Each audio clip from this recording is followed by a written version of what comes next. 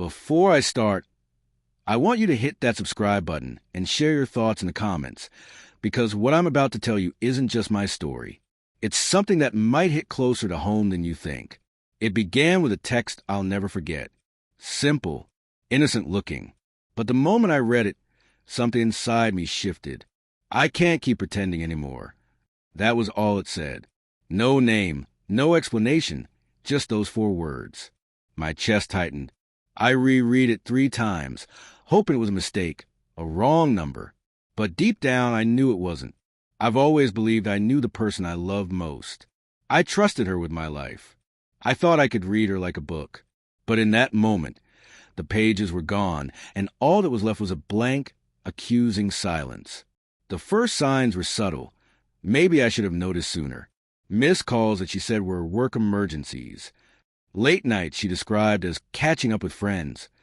Little excuses that should have raised red flags. But I wanted to believe her. I wanted to believe us. Then came the hidden messages.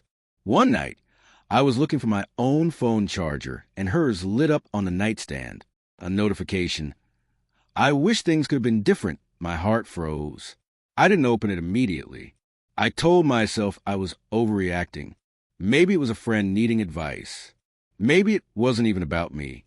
But the feeling didn't leave. The feeling of being unseen, of being in love with someone who loved someone else, quietly in silence, or maybe silently resenting me for not noticing. The house began to feel different. Small things that used to bring comfort now twisted my stomach. The way she laughed at messages she hid, the way her phone buzzed and she glanced at it a little too quickly, the way she sometimes drifted into a quiet look when I was talking. I questioned myself first. Had I done something wrong? Was I too busy, too distracted, too everything? I searched for fault in myself, but the unease kept growing. One evening, she was cooking dinner and hummed a tune I didn't recognize. I thought I'd peek at her phone, guilty, invasive, desperate, and there it was. Pictures, texts, small gestures, all of them directed at someone else. Someone I had never met. Someone she had loved silently for months, maybe years. My hand shook. I put the phone down, unable to believe what I'd just seen. The betrayal wasn't dramatic. No shouting, no slamming doors. It was quiet, methodical, like a shadow I hadn't noticed creeping through my life. The memories that used to feel warm. Her leaning on my shoulder during movies. The laughter we shared in bed. The whispered, "I love yous" before sleep. All of it suddenly had an edge. Each memory was a tiny sting. Each laugh now felt like a lie. I confronted her one night. The tension so thick I could barely breathe. "Why didn't you tell me?" I asked, my voice raw, cracking with pain. She looked at me with the kind of sorrow that makes your chest ache. "I loved you, but not in the way you think," she whispered. "I couldn't make you feel what I felt. I thought it was better to stay silent than to destroy what we had." Her words made me want to scream and cry at the same time. She wasn't cruel. She was human, conflicted, bound by her own impossible love. But it didn't change the fact that I felt invisible, betrayed by the person I had given my everything to.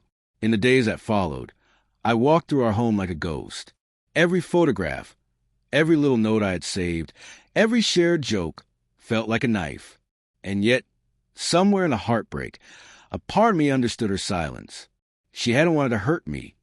Even though she did, she had loved me in her way, quietly, without fanfare, without expectation, and somehow I had never noticed. I made a choice that night, not to lash out, not to destroy, but to protect myself. I left the room, collected what I needed, and whispered goodbye to a love that had meant everything to me. She didn't chase me, didn't beg. There were no dramatic gestures, just a long, lingering look full of regret. Now, months later, the wounds are still there, but so is clarity.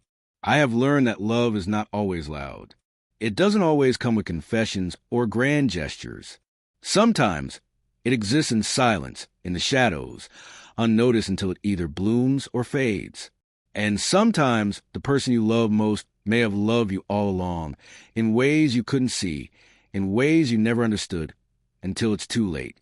So here I am, rebuilding quietly, painfully, learning to trust myself again, to notice the small things, to hear the silences, to value love that chooses to speak, even if it isn't the one you expected. And to you watching this right now, remember, pay attention to the quiet gestures. Notice the love that doesn't scream for attention. And if you've ever felt the sting of silence and betrayal, share your story in the comments. I want to hear it. We all need to feel seen, even if we've loved in silence.